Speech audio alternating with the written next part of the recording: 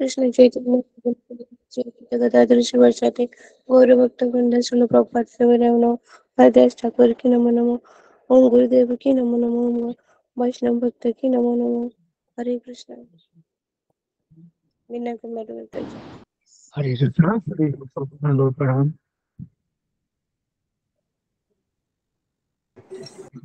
हरे कृष्ण। सही होते हैं।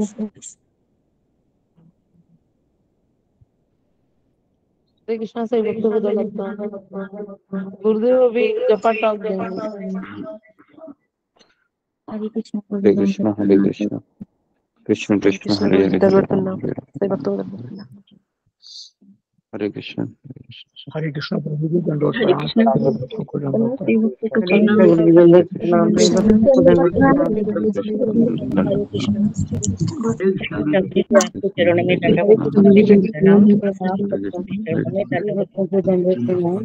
हरे सबको कृष्ण आपके हरे चरणों में कृष्ण दंडवत भक्तों को दंडोत प्रणाम। हरे कृष्ण हरे कृष्ण हरे कृष्ण हरे कृष्ण हरे कृष्ण हरे कृष्ण हरे सभी कृष्ण भक्तों को दंडोत।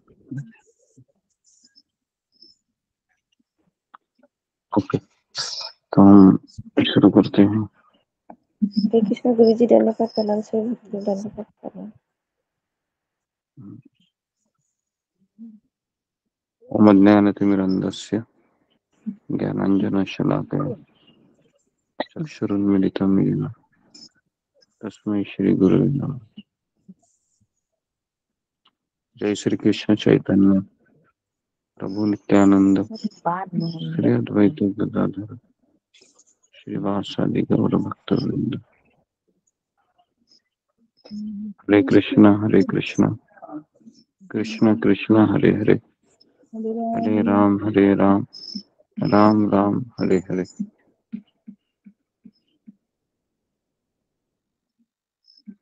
ओके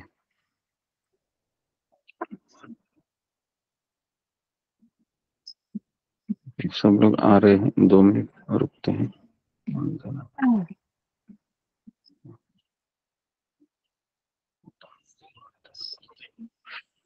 तो कल हमने चर्चा की थी श्री चैतन्य विद्यावधु जीवन है ना? तो जी विद्यावधु जीवनम का कल हमने अर्थ देखा था कि जो विद्या है वह जो आध्यात्मिक ज्ञान जिसे हम विद्या कहते हैं, गीता भागवत का ज्ञान, ये वधु की तरह है और हरि नाम है ये पति की तरह है। तो हम सबके लिए ज्ञान इसलिए जरूरी है ताकि हम हरि नाम को और बढ़ाएं, और ज्ञान ये श्रवण करने से प्राप्त होता है। कई लोग कहते हैं कि हरि नाम ही सार है ना, तो हम केवल हरि नाम ही जप करेंगे, लेकिन ऐसा नहीं है। हमें आध्यात्मिक ज्ञान का अनुशीलन भी करना उतना ही आवश्यक है। तो आज हम देखेंगे कि उसका अगला लाइन है आनंदाम्बुधि वर्धनम। आनंदाम्बुधि वर्धनम का अर्थ हम देखेंगे आज। तो इसका अर्थ है कि आनंद का सागर, आनंद का सागर, आनंदाबुधि वर्धनम, इसका अर्थ है आनंद का सागर। सागर मतलब आप कल्पना कीजिए कि वहां पर केवल वही चीज दिखाई देती है। मैं जब जहाज में काम कर रहा था आज से 3-4 साल पहले से ही, तो वहां पर केवल समुंदर ही समुंदर दिखता था 6 महीना और कुछ नहीं। तो कल्पना कर सकता हूं मैं, आनंद का सागर मतलब वहां पर केवल आनंद ही आनंद है, दुख का कोई नामो निशान नहीं है वहां पर। तो ये है आनंदाम बुद्धि वर्धनम। और ये आनंद का सागर कैसा है, ये कभी कम नहीं होता है। इस सागर में बारिश की कोई आवश्यकता नहीं है, ये निरंतर बढ़ता रहता है। निरंतर बढ़ता रहता है। और ये प्रतिपदम आनंदाम बुद्धि वर्धनम, वर्धनम का अर्थ है कि ये आनंद का सागर बढ़ता ही रहता है। तो एक बार प्रभुपाद जी के पास एक अतिथि आते हैं। ये घटना सैन फ्रांसिस्को में 1967 को हुई थी। तो अतिथि वो कह रहे थे प्रभुपाद जी को कि मेरा प्रश्न है कि आप वास्तव में कृष्ण भावना भावित होते हो तो क्या आप सब कुछ जानते हैं, आप सभी का आनंद लेते हैं, तो क्या आपकी कोई गतिविधियां होती हैं उस समय? तो प्रभुपाद कहते ठीक है, जब जब तुम्हें आनंद न मिले तुम अपनी गतिविधियां कैसे जारी रख सकते हो? तो कहने का तात्पर्य है कि हमें आनंद मिलता है इसके लिए तो हम सुबह जल्दी उठते हैं। क्या आपको लगता है कि अगर किसी कार्य से खुशी प्राप्त ना हो तो हम कर सकते हैं लंबे समय तक?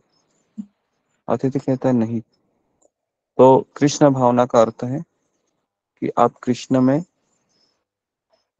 कृष्ण की सेवा में लगे हो और आपको आनंद भी आ रहा है।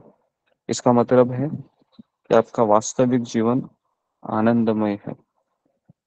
और जैसे जैसे आप आनंदित होते जाओगे वैसे वैसे आप कृष्ण के लिए सेवा करने के लिए अधिक ऊर्जावान हो जाते हैं।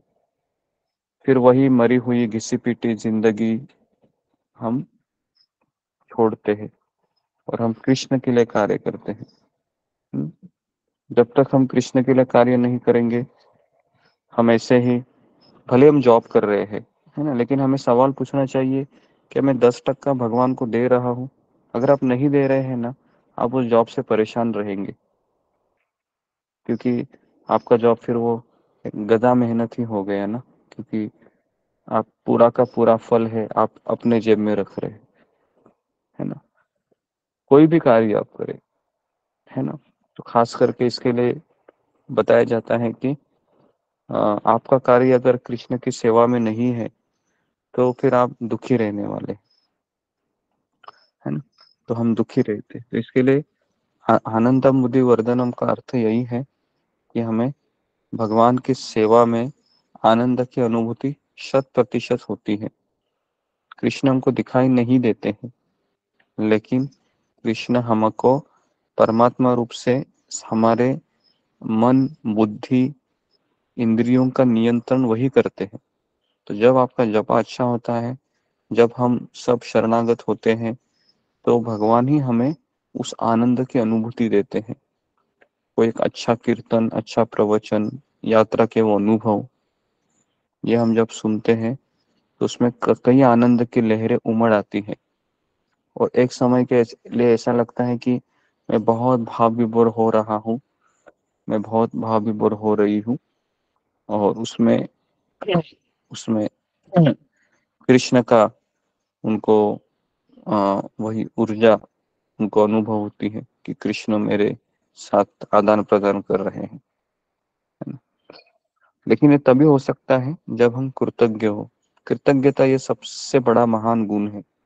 परम पूज्य राधानाथ स्वामी महाराज कहते हैं कि कृतज्ञता के बिना हमारी भक्ति अधूरी है और ना हमें कभी आनंद आ सकता है। तो इसलिए हम जब सेशन कोई भी ज्वाइन करते हैं तो हमें ये समझना बहुत जरूरी है कि मैं सुबह उठ रहा हूँ, भगवान की माला को पकड़ा हूँ, मैं जप कर रहा हूँ, ये कितनी बड़ी मेरे ऊपर कृपा हो रही है कृष्ण। तो आप बहुत महान है, आप बहुत महान है। मैं आपका सेवक हूँ, आपने मुझे स्वीकार किया, इसके लिए मैं आपका बहुत बहुत आभारी हूँ। करोड़ों जन्म से मैं तलाश कर ही रहा था आपका, और आपने मुझे प्रेरणा दे दी और मैं सत्संग से जुड़ा। मेरे में कोई योग्यता नहीं है, मेरा बचपन, मेरा जवानी, है ना, मेरा शादी का समय सब अज्ञान में चला गया, लेकिन अभी मुझे पता चल रहा है। तो बस मैं हमेशा कृतज्ञ रहूं, यही हम कृष्ण से प्रार्थना करनी चाहिए, तब जाके हमारा जप अच्छा होगा, है ना। कृतज्ञता का अर्थ ही है कि मैं उसके लिए लायक नहीं था। हमेशा समझिए, भक्ति को प्राप्त करने का कोई फॉर्मूला नहीं है। तपस्या करेंगे, दान करेंगे, गंगा में स्नान करेंगे तो हो जाएगा, नहीं। भक्ति हमको मिलती है भक्त की कृपा से। अभी कृपा तो हमारे ऊपर हुई है, लेकिन प्रॉब्लम ये होता है कि कृपा मिलने के बाद हम क्या करते हैं।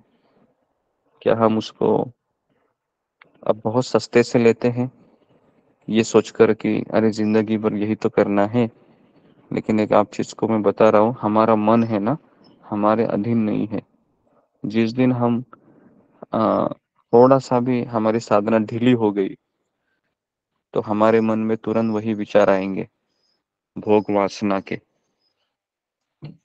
और ऐसा कई भक्तों के साथ हुआ है, मैं पिछले 20 साल से देख रहा हूँ, है ना। यहाँ पर ही मैं इस्कॉन मंदिरों में मैं पिछले 20 साल से प्रवचन सुनने के लिए आता हूँ, सेवा करने के लिए आ रहा हूँ, है ना। तो इसलिए ये मैं बात बात पे आपको सावधान करता हूँ। कृतज्ञता के बिना हम अपराध करने में मजबूर हो जाते फिर, है ना। तो इसके लिए हर एक भक्त यहाँ पर वैकुंठ से आया है, हर एक भक्त यहाँ पर मेरे लिए पूजनीय है। इन भावना से अगर हम सत्संग में रत रहेंगे, तो हमारे लिए सत्संग गोलोक वृंदावन जैसा ही आपको प्रतीत होगा। तो इसलिए आनंदा मुदि वर्धनम का अर्थ है कृतज्ञता से जपा करना। जपा करते समय हमारे दुखों को हमको याद करना चाहिए कि किस असहाय अवस्था में मैं था पहले। कृष्ण, आपने मेरे ऊपर कृपा की, आपका बहुत बहुत धन्यवाद। ओके, तो इस तरीके से हमें हमेशा सोचना चाहिए, बहुत जरूरी है। तो सोचेंगे नहीं तो भावना नहीं आएंगी, भावना नहीं आएंगी तो हमारा जब मैकेनिकल हो जाएगा, रॉबर्ट की तरह। तो इसके लिए हमें ऐसा नहीं कि सोचते ही रहना है, जपा के ऊपर भी ध्यान देना है। इसके लिए जब हमारा माला खत्म होता है तो 1 मिनट के लिए या आधे सेकंड के लिए, आधे मिनट के लिए थोड़ा सा ध्यान कीजिए हमारे दुखों के ऊपर, और हमारे ऊपर जो कृपा हो गई है उसका एहसास कीजिए, और इस तरह से हम जप करेंगे। ठीक है, तो यहाँ पर मैं रुकता हूँ। बहुत बहुत धन्यवाद आपसे। हरे कृष्णा हरे कृष्णा, कृष्ण कृष्ण हरे राम हरे राम। गुरु जी का